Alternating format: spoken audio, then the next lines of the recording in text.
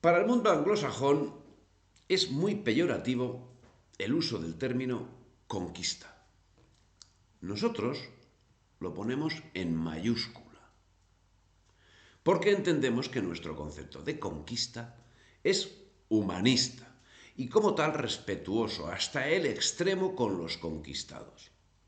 Conquistada fue España por Roma, de lo que estamos agradecidos, y conquistada fue América por la Nueva Roma, España.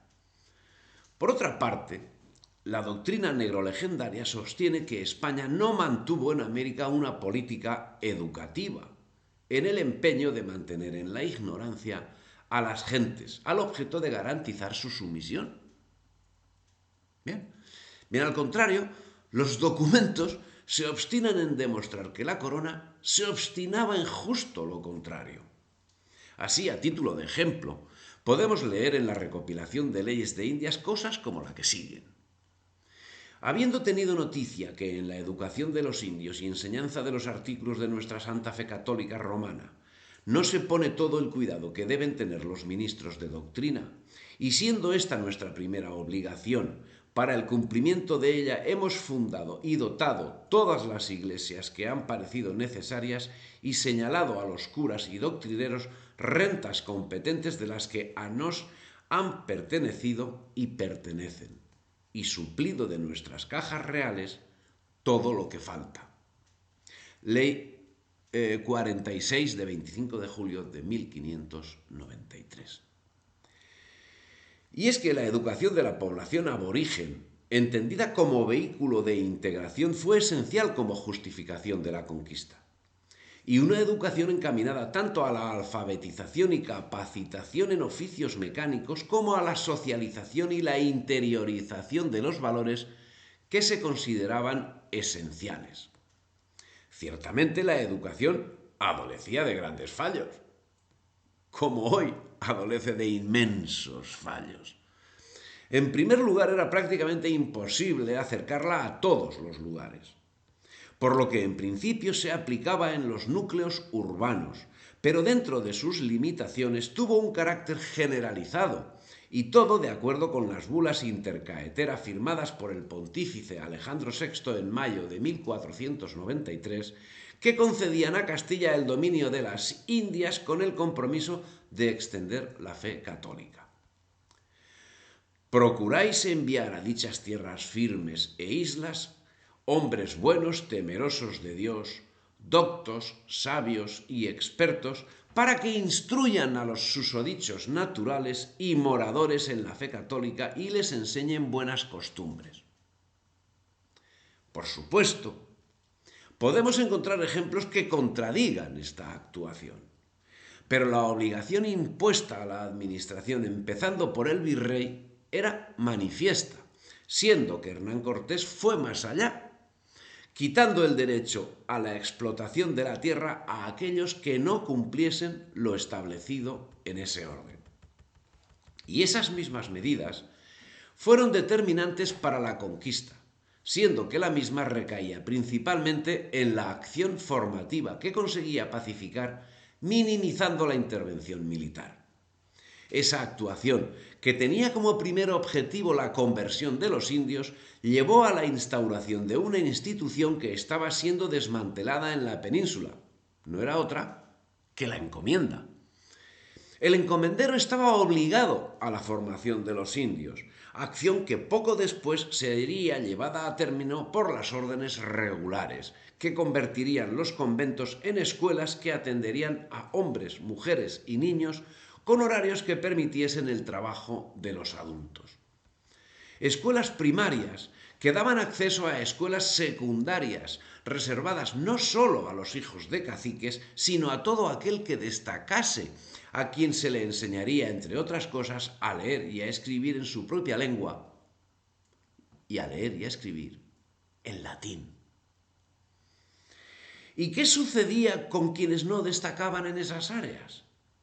Recibían formación en artes y oficios, en cuya función prontamente destacó la Escuela de San José de los Naturales, dirigida por franciscanos en la Ciudad de México, y Tiritepío, en Michoacán, erigida por los agustinos. La buena experiencia significó la creación de una escuela de estudios superiores encargada de enseñar humanidades y filosofía, siendo que bajo el auspicio del virrey el 6 de enero de 1536 era creado el Colegio de Santa Cruz en México, donde sus alumnos colaboraron en la redacción de la historia y tradiciones de su pueblo, lo que facilitó la labor de frailes historiadores como Fray Bernardino de Sahagún o Fray Juan Bautista, entre otros religiosos. Tenochtitlán había sido conquistado en 1521 y Perú en 1532. En septiembre de 1551 se fundaban las universidades de Lima y de México. Habían pasado 20 años. ¿Había fallos en la extensión de la educación? Por supuesto. Era imposible educar a todos los indígenas, por lo que se optó por atender principalmente la educación de los jóvenes, y dentro de este grupo se prefería escoger a aquellos que tuviesen relación con los caciques, quienes, una vez formados, podrían transmitir formación dentro de su entorno, ampliando así la acción en círculos concéntricos. Y todo a partir de la parroquia y de los conventos, donde desde 1503 la corona dispuso la creación de escuelas en la Española. Nicolás de Obando ordenó reunir a los niños 2 veces al día para enseñarles a leer y a escribir y santiguar y signar y la confesión y el Pater Noster y el Ave María y el Credo y el Salve Regina.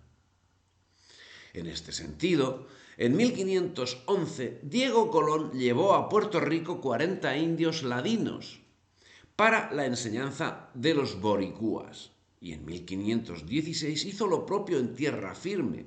Y en 1519 los jerónimos seleccionaron a los indios más cultivados para que se trasladasen a los pueblos libres que habían erigido.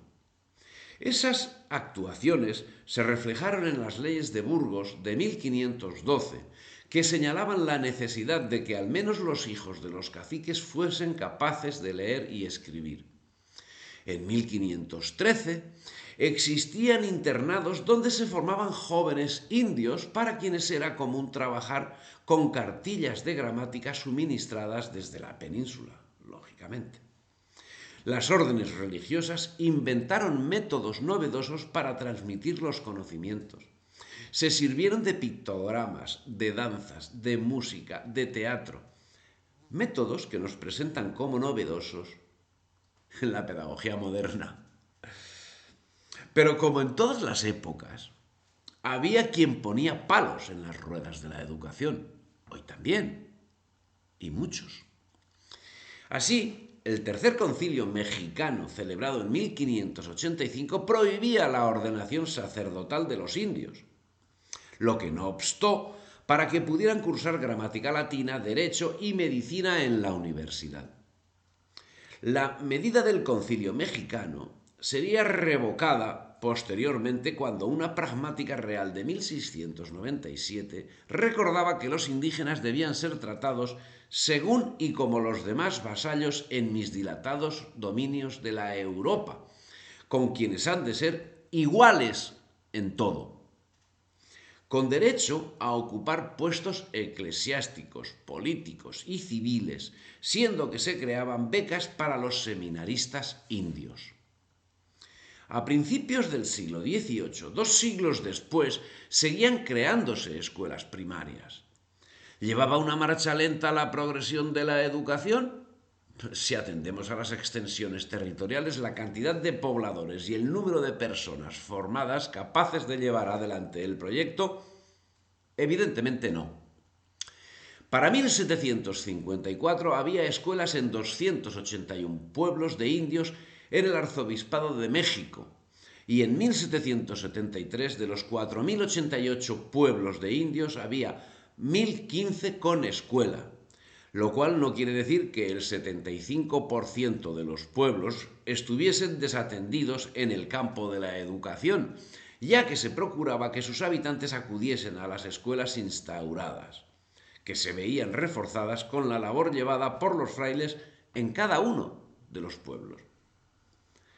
Se calcula que había una escuela por cada 160 niños entre 6 y 12 años de edad, con las variables que podamos imaginar, siendo que el número de escuelas para niñas era menor que el de varones.